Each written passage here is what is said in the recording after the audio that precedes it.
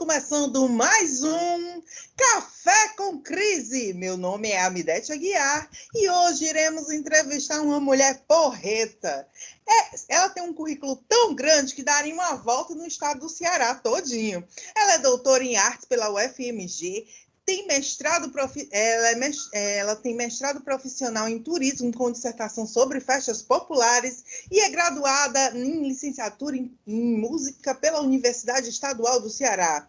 É ativa permanente classe especial do Instituto Federal de Educação, Ciência e Tecnologia do Ceará, onde atua como coordenadora do mestrado profissional em artes, professora de danças tradicionais e sociais, coordena o grupo de pesquisa em cultura folclórica aplicada e dirige o Miraíra, Laboratório de Práticas Culturais e Tradicionais. Tem experiência em ensino em artes, com ênfase em práticas docentes em danças dramáticas, folclore, cultura popular, patrimônio imaterial, atuando principalmente nos seguintes temas: cultura tradicional popular cearense, arte e educação, arte nordestina, folclore cearense, teatro popular tradicional e turismo cultural. A grande dama da cultura popular do Norte e Nordeste, Lourdes Macena. Bom dia, Lourdes! Bom dia, Amidete. Isso tudo é para mim? Ai, meu Deus. Bom dia, que bom estar aqui com vocês. É um prazer lhe entrevistar, principalmente porque essa mulher grandiosa foi minha professora durante meu curso de graduação. E como não lembrar dela me ensinando a dançar.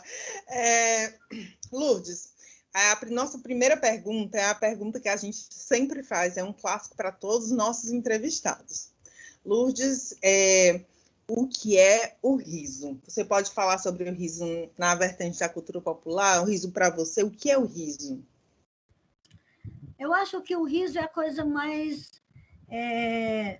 natural, né? E, digamos assim, eu acho que só o homem bom tem essa grande capacidade de rir naturalmente, né? Porque o riso farto, ele flui exatamente desses corpos que não têm medo de se mostrar, né? Eu digo isso porque eu vivo muito, eu sou uma menina de sertão e que vivo num bairro da periferia e assim, convivo também em muitos lugares desse Ceará, dessa fortaleza onde eu me encontro. Então, o que é que eu percebo? Que sempre nessas festas muito formais, o que a gente menos vê é o riso. As pessoas ficam tolhendo o riso. É um riso arrumado, é uma coisa ali guardada, né? Parece que rir, ela se tornaria, não seria muito alinhado, digamos, né? Então, eu acho que o riso, para mim, é essa condição humana que me deixa muito naturalmente viva, né? Tem duas coisas que eu considero muito desse lado humano verdadeiro, né? Que é o riso farto, o riso que você não segura, né? Que é aquela gargalhada gostosa, que ela não é planejada, e o choro, né? São duas verdades da alma humana. Eu adoro toda vez que a gente pergunta o que é o riso para os nossos entrevistados, porque sempre vem uma miscelânea de coisas novas que as pessoas falam o que é o riso, porque todos nós sabemos o que é o riso, né? A ação de rir, mas cada um tem uma percepção diferente sobre ele. E é muito bom, é como a cultura popular. Como hoje a nossa entrevistada é essa especialista em cultura popular cearense, e hoje eu vou fazer assim, um paralelo, porque assim, no Ceará ele é conhecido por ser um dos expoentes da comédia no Brasil, por ser um estado que exporta comediantes, que exporta espetáculos de comédia, comediantes, humoristas.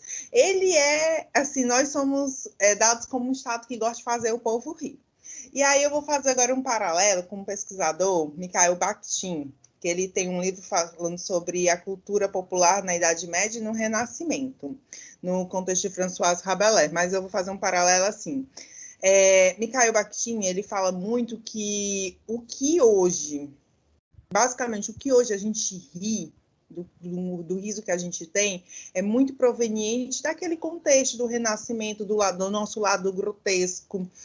Então, será que essa nossa comicidade nordestina, desse povo que elege até um bode como vereador, nesse gracejo que é viver esse Nordeste, vivenciar o Nordeste, é muito interessante essa vivenciação do Nordeste.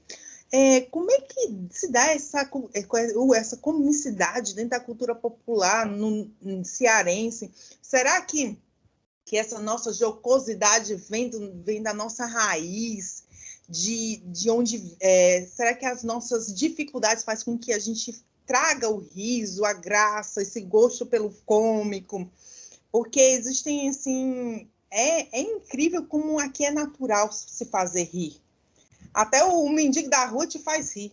Tem 2 palhaços que eles andam de ônibus para pedir dinheiro, né? Porque são pessoas humildes.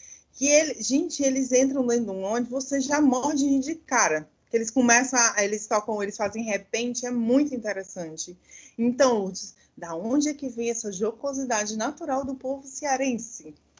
Com certeza não é de Bakhtin, nem da Renascença e nem da Idade Média. Essa é a primeira coisa. Porque antes da Renascença e antes da Idade Média, o povo já fluía no seu fazer sem ser considerado povo, sem ser considerado cultura. Então, a gente sabe da cultura muito alinhada a partir dos reis, castelos, de quem cursava, de quem estava com possibilidade de estudos. Mas, durante muito tempo, no universo europeu, no universo, né, antes do Brasil ser invadido, de ter... Então, não se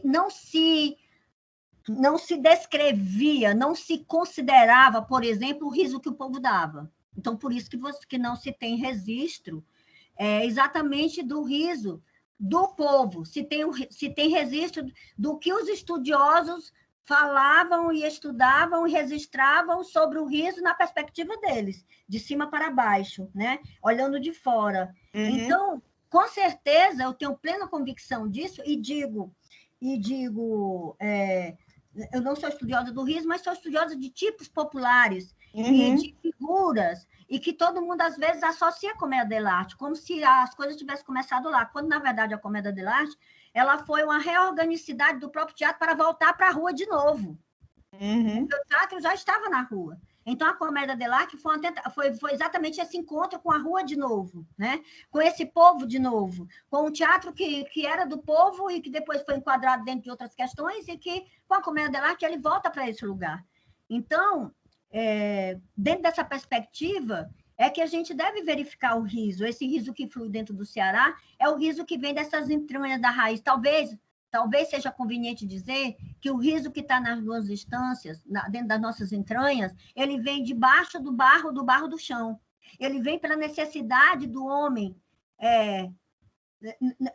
muito especificamente, né, do homem. Por exemplo, eu venho de um lugar, toda a minha família de mais proximidade, né, de ancestralidade mais próxima, no caso avós e tios, eles são de um lugarzinho chamado Congo, né, que fica no distrito de Limeira do Norte. Esse lugar não existe mais, ele hoje ele foi aproveitado para a agricultura, as pessoas todas foram tiradas de lá, enfim. Então, nesse lugar, né, é desse lugar que eu quero falar, e é a partir dele, a partir de vida vivida nele, nesse lugar onde não havia igreja, não havia delegacia, né? O que havia era gente que trabalhava com agricultura e que fazia festa todo final de semana para poder fazer a vida dar certo. E o riso, nesse lugar, ele foi sempre o motivo para juntar amigos. Eu lembro que meu pai, ele tinha as piadas que ele podia contar para todos, e ele tinha as piadas que ele mandava todas as crianças saírem. Sai daqui, sai você. Mas papai, não, sai, só vai ficar usando. E mandava todos os meninos saírem para poder contar as piadas que, no parecer dele, era só para adultos, né? Então, ele tinha as piadas que era para todos, né? E as piadas que as crianças não poderiam ouvir, ou jovens assim. E então, o que eu sempre vi é que havia entre eles uma facilidade muito grande, às vezes com coisa que de certa forma, poderiam parecer trágico, e eles contavam aquilo, e contavam e ainda contam. Eu tenho primas, né? A família da minha avó Maria, né? Que por parte de mãe, eram 12 filhos, né? Então, isso deu uma primarada que não se acaba mais. A outra não era menor, né? E aí era de 4. Então, essa foi Petit. Mas a outra é primo que não acaba mais. Inclusive, o Carri Costa é meu primo legítimo. O Carri Que Costa também já foi entrevistada aqui por nós. Pois é. Então, o Carri é dessa safra. Talvez seja a maior representação dessa safra, digamos assim, né? O humor do Carri, dentro da minha avaliação, né? Toda a vida que eu vejo, o humor do Carri, ele não é o humor universitário, ele não é o humor da escola, ele é o humor da própria vida que o invadiu, né? E eu não estou dizendo que isso não seja para aprender na universidade, não é isso que eu estou falando. Eu estou dizendo que a universidade deve beber dessa fonte, porque essa fonte ela dá outros corpos, né? Outros corpos para serem estudados. Ele não é o riso a partir daquela engenharia técnica. Esse riso ele é um riso do sensível. É você que percebe que ali há um tempo para se fazer piada. Há um negócio que é risível. E isso é como você dizer o ponto da tapioca, né? Ó, minha filha, você vai molhando aí a goma até chegar no ponto. Mas qual é o ponto? Você só aprende o ponto depois de você perder várias tapiocas. Então, é a mesma coisa do ponto do risível, dessa estratégia risível, desse lugar de onde eu falo, né? Onde eles percebem o time, às vezes, nas pequenas tragédias, às vezes, até para fazer disso o lugar que talvez lhe dê, apesar daquilo, lhe dê algo melhor no dia seguinte, né? Então, desse lugar onde eu vim, esse risível era constante, né? Era constante. Eu herdei alguns, eu não sei tecnicamente trabalhar com isso, eu estaria mentindo, né? Mas, se eu lhe dissesse que fosse uma coisa planejada, né? Mas é algo que eu tenho cotidianamente na minha forma de ser, né? Então, essa prática de como essas coisas vêm, que você não sabe como é que elas se organizam, mas que às vezes também deixa você passar perrengue, porque às vezes aquela situação vem em um lugar que você não podia rir, tecnicamente falando, profissionalmente falando. E aquilo está ali, você fica desesperado sem saber o que fazer, porque aquilo está ali e você não consegue controlar, porque aquilo toma conta do seu corpo e já faz parte daquele cotidiano, daquele lugar de onde você veio, onde você podia até perder o amigo, mas não perdia a piada, né? Então, eu digo para você que, na minha perspectiva de tradição popular, eu acho que a parte mais forte da comicidade cearense, ela é desse lugar. Não que você não possa estudar, não que você não possa... por exemplo, vamos falar assim, eu reconheço que Fernando é um dos grandes estudiosos que a gente tem do risível no nosso estado. Mas eu conheci o Fernando antes dele trabalhar com essa questão organizada do risível. Então, digamos que Fernando foi fazer um estudo de algo que já era mente nele, porque eu conheci o risível, digamos assim, in natura, né? Do grande artista cômico que ele é, né? E que depois se organizou para também estudar isso, porque era um dado, né? Então, eu digo para você, por isso que eu digo sem medo de errar, que essa comicidade cearense, ela vem debaixo do barro do chão, dessas pessoas. Eu acho assim, ouvintes, ela fala de Fernando Lira, nosso orientador. Quem quiser saber um pouco sobre ele é a primeira entrevista da nossa primeira temporada. É só ir no YouTube para ouvir um pouco sobre Fernando. E sim, é incrível como, assim, como eu sou paraibana é um pouco mais sisudo. Mas cara fechada, as mulheres são tudo cara fechada. E aí a minha mãe, quando veio aqui para Fortaleza, ela estranhava que o povo vivia sorrindo. Ela olhava assim e ela sempre dizia, que estranho, o povo fica... ela se incomodava porque o povo via com um sorriso na cara. E é interessante como o cearense em si, ele tem esse sorriso fácil. Quando você olha para qualquer cearense, você sabe que é cearense porque ele vai fazer, a primeira coisa que ele vai fazer é ele dar um sorriso para você. É como fosse, o sorriso fosse as boas-vindas. Umas boas-vindas. E assim, como você é uma grande conhecedora dessa cultura do Estado, qual o movimento popular, fofogueto, que é de maior potencial cômico, assim, que é divertido para brincar, é divertido para assistir, é divertido, que tu eleges, assim, divertido mesmo, assim, como a cara do cearense. Eu acho que as figuras cômicas que se encontram em alguns folguedos, e muito especificamente, né? Por exemplo, não tão somente as que a gente conhece como Catirina, né? Porque a Sobral tem também a Donona, que tem outros aspectos, né? Então, assim, há algumas figuras de alguns folguedos, muito propriamente a brincadeira do boi e o reizado, apesar do Oswald considerar isso tudo uma forma de reizado, eu academicamente separo para facilitar a minha docência, né, a docência com a juventude. Então, dentro da brincadeira do boi e dentro dos reizados, muito propriamente o reizado de Congo, para ser mais exata, a gente vai encontrar vários personagens e que vão estar com essa questão da comicidade, né, onde eles entram para fazer graça. Cada um tem entre meus que tem fala, outros que não têm fala, cuja comicidade está no corpo, está numa máscara, está numa bebedeira, está numa forma como aquele homem vai se vestir de mulher para ser uma sereia, né? Como ele vai... Então, aquilo, ou então como vai ser, por exemplo, muita gente, às vezes, de forma equivocada, vai fazer Catirina e bota uma mulher toda arrumada, toda linda, toda periquitada, quando, na verdade, a Catirina é um homem vestido de mulher que deixa claro que é um homem vestido de mulher, né? Porque ele vem todo desmantelado, né? Então, fica claro que ali é um homem que apenas colocou determinados aspectos. E aí ele vem provocando essa questão desse risível pela forma como ele anda todo destrambelhado e tal, e etc. E então, tanto Catirina como Donona, como os Mateus, Caretas, né? Ou Papangus, esses personagens, eles veem a sua dramaturgia é comicidade. Pode ter falas ou não, né? Essa comicidade, essa cena dramatúrgica que eles constroem, ela vem em cima do riso. É isso que eles querem montar. É isso que eles querem obter.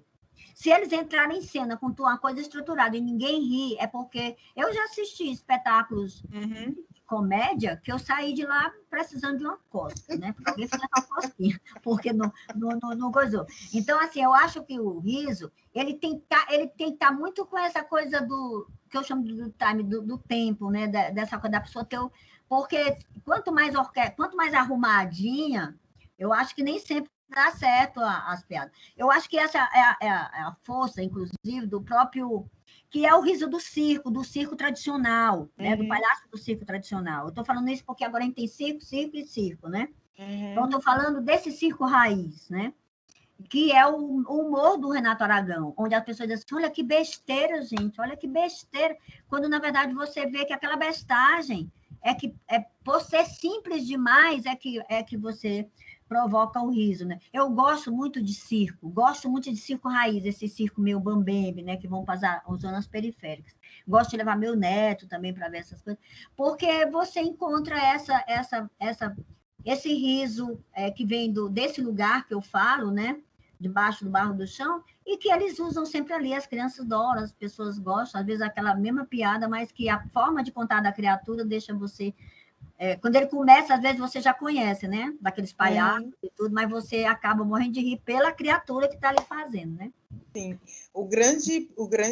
a coisa mais engraçada que tem dentro do circo são as pessoas, as pessoas que sustentam ali, que fazem as reprises, que fazem as cenas, o mágico, que não é, o jogo dele de mágica não é aquele jogo espetacular, mas é legal, é fantástico. Eu sou fã de circo popular, circo do interior, daquele, quando eu digo assim, tem circo, eu tô indo lá.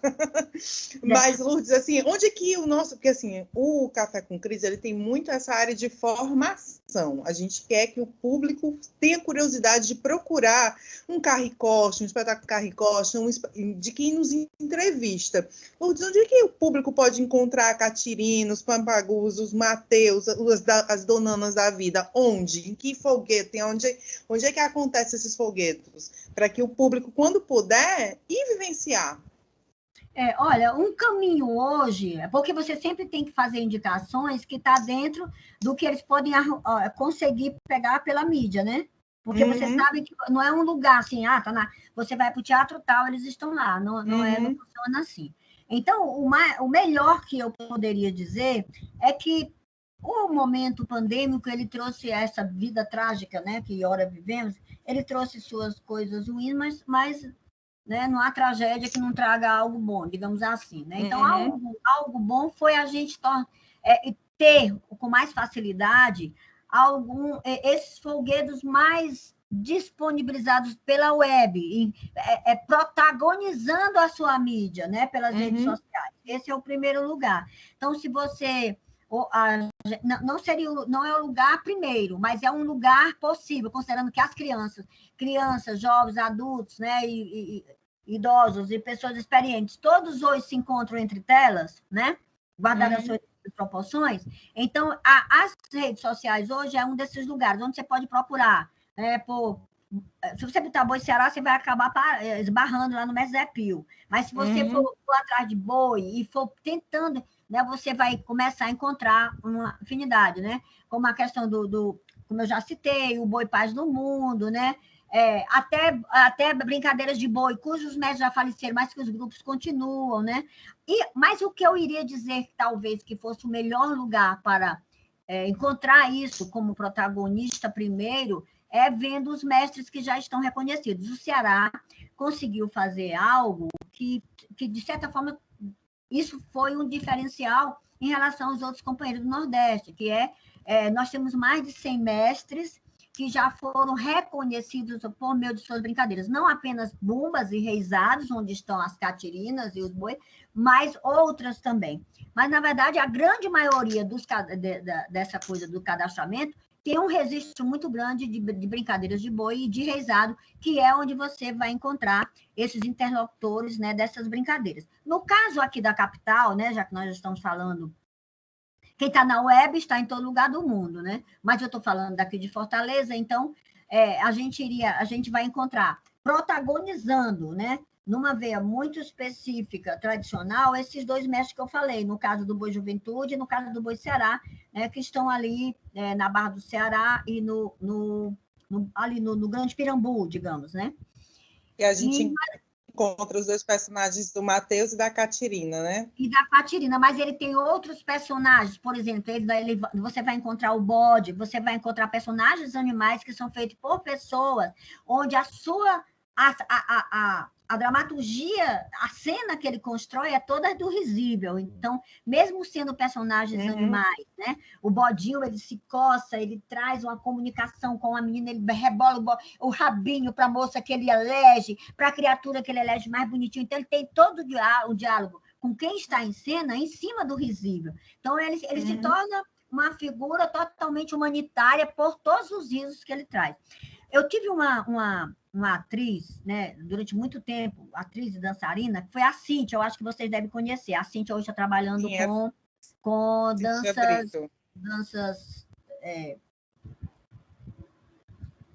com danças ritualísticas, né? Sim. E ela está fazendo trabalho extraordinário. Né? Uma coisa mas assim. Ela dançou comigo muito tempo e ela fazia o bode. Eu fiz uma temporada no Dragão, de 2 meses, dançando no Dragão para as escolas públicas de Fortaleza. A gente fazia 3 espetáculos da manhã para ônibus e mais ônibus de escolas que o governo mandava vir. Então, é uma coisa bem pedagógica. E a brincadeira do boi entrava e foi engraçado. Todas as vezes que ela entrava com esse bode, é tão verdade que eu chamava era Bumba Meu Bode, porque quando ela entrava, a cena dela conquistava todo mundo. E ela, assim, dá uma palavra. As crianças adoravam, brincavam, riam, ela se coçava, ela puxava. E ela, aquele teatro do Dragão do Mar, só faltava cair com um personagem que não dizia nada. Ela só fazia mé, mé, e nada mais. E então, aquele corpo, tudo que ela projetava, foi tanto quando ela fez a primeira vez, eu digo, desculpe lhe dizer, mas você vai morrer de bode quando estiver comigo. Porque ela encontrou esse risio, esse corpo dentro daquela fantasia, digamos assim, que ela usava, para trazer tudo que a brincadeira do boi, o que é forte na brincadeira do boi, que é o risível. O espetáculo todo da brincadeira do boi, como a gente mesmo está chamando, a brincadeira e não a dança, ela toda é construída para isso, para fazer sorrir, né? Para trazer comicidade e as pessoas estarem ali para se divertirem com aquela história, né? Então, eu diria que esses personagens, né, é muito conhecido, muito ligado à figura da Caterina e do Mateus, mas é preciso que a gente conheça o Guriabá, é preciso que a gente conheça a Sereia, é preciso que a gente conheça o Urso, o Alemão, a Doida e o Doido, que são personagens do Reisado, né, que está na obra também do Oswald, né? Vocês podem ver que Oswald Barroso fez um trabalho extraordinário numa obra que está aí documentada com mais de 500 páginas, que é Teatro como Encantamento, onde ele fez um registro de todos esses Reisados, e mais principalmente desses personagens cômicos, né? Então, eu digo que o melhor lugar de encontrá-los é fazer essa imersão no que está já localizado a partir do que foi registrado pela Secult, a partir dos tesouros vivos do Ceará, né? Quantos mestres e mais mestres nós não temos como mestre Aldenir? Você vai ver o rezado do mestre Aldenir, tudo que está ali é para poder fazer a festa e a brincadeira do dia no riso de quem está vendo, né? E quando pudermos vivenciar, que vivenciemos, né? Que é um deleite, é muito legal, é muito interessante. A minha turma de formação foi até para o boi com você. Pois é. Então, e olha que aquele, assim, o espetáculo que eu sempre levava, que era a Matança, ele é um espetáculo específico para aquele dia, né? Que ele faz uma homenagem lá a Santo Expedito, ou a São Sebastião. Mas aquilo só é daquele dia, porque ele faz um dia para São Sebastião, né? Que tem aquele rito da Matança, mas todos os outros dias dele é tudo em louvor ao riso de cada dia, porque é isso que ele quer promover, né? É o risível. Agora, Lourdes, a gente vai para um momento muito especial do Café com Crise, que é o momento Piada Besta! Ai, meu Deus, esse momento, Lourdes, ele é especial. Por quê? Porque a gente dá valor à piada besta. A piada, quanto mais besta, mais aplauso a pessoa recebe. Mas se a piada for muito boa, vai receber um caminhão de vaia. Tá bom? Eu vou começar. Tinha, assim, 2 vizinhos lá no interior, e o vizinho saiu de casa, né? Passou na frente da casa do outro, e chegou lá no vizinho, olhou e perguntou, né? O vizinho assistindo televisão, tá firme? Aí o outro respondeu, não, é futebol.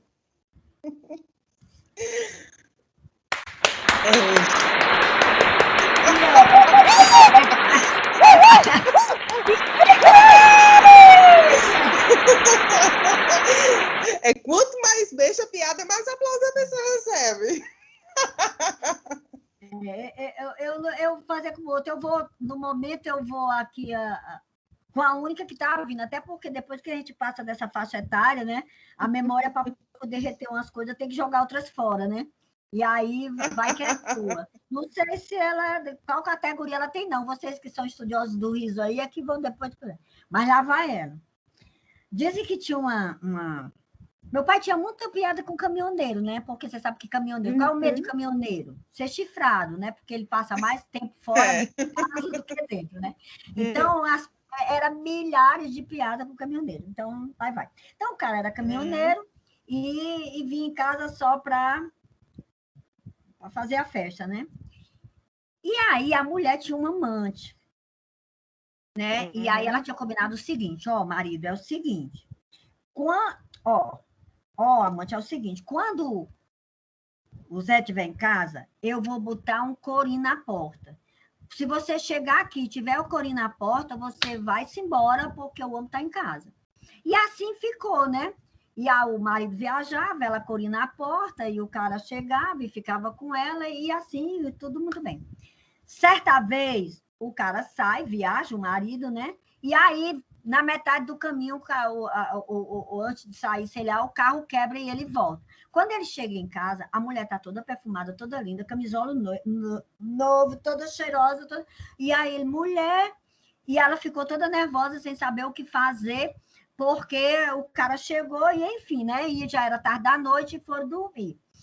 Aí, mas tu tá toda bonita, ela pensando em você e não sei o que, e foram dormir. Aí, quando dá fé, lá vem a chave na porta, né? Quando ela escutou a chave na porta, foi que ela se lembrou.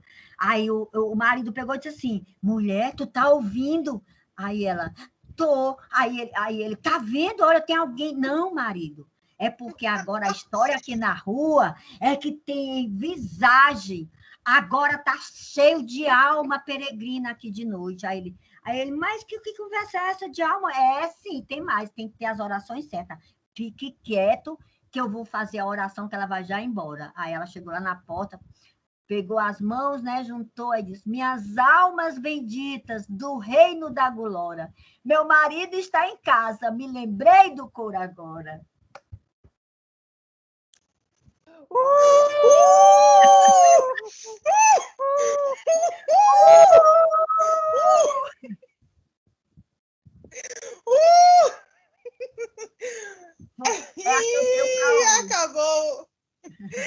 Acabou, e foi mais um Café com Crise, hoje com a nossa grande entrevistada e comediante Lourdes Macena. Ela disse que a Raiz está no carrinho coxa, acho que não, está um pouco da família toda. Lourdes, quer dizer alguma coisa para os nossos ouvintes? Divulgar o Miraíra nas redes sociais? Divulgar seu trabalho? Pode falar aí com os nossos ouvintes. Eu estou muito feliz de estar aqui, né? Admiro o projeto de vocês, acho que tem dado bons frutos e acho super bacana também vocês fazer essa imersão nas redes sociais, eu acho super bacana, espero ter contribuído. E, assim, eu tenho esse trabalho com Miraíra, né? Que é um trabalho que vai completar 40 anos agora no início do ano que adentra, e estou muito feliz, né? Então, quero que vocês, se desejarem saber um pouco mais, sigam @Grupo Miraíra, tudo junto. Tem também meu Instagram, Luz Macena A, né? Assim como estou. Mas eu sempre fui muito ruim de fazer essas divulgações em redes sociais, né? Muito ruim. Eu lembro que eu estava falando na Assembleia Legislativa e os caras lá gostaram muito, né? E aí, assim, quando terminou, veio o presidente e disse, ai, professora, amei demais, olha, o pessoal tá tudo aí. Me diga aí qual é o seu Instagram. Eu disse, que é o meu quê? O quê? Aí ele começou o seu Instagram. Ele, na época, era o Sarto, né? Que agora é o prefeito, né? Aí eu disse assim, olha, meu quê? Aí ele, não, vai, pô, então bote aí no Miraíra. Aí foi que ele postou lá, né? E fez a postagem lá e marcou lá o Miraíra e tudo mais. Então, mas eu acho que isso foi uma imersão também importante, que é a gente poder estar também nas redes sociais, podendo fazer essas coisas boas, né? Porque existe uma contribuição bem bacana aí no mundo virtual. Né? Então, obrigada pelo convite. Então, vamos seguir o Miraíra no Instagram, porque agora ela divulgou o Miraíra. E um beijo, Lourdes Macena, foi um prazer lhe entrevistar. E até o próximo Café com Crise. Um beijo.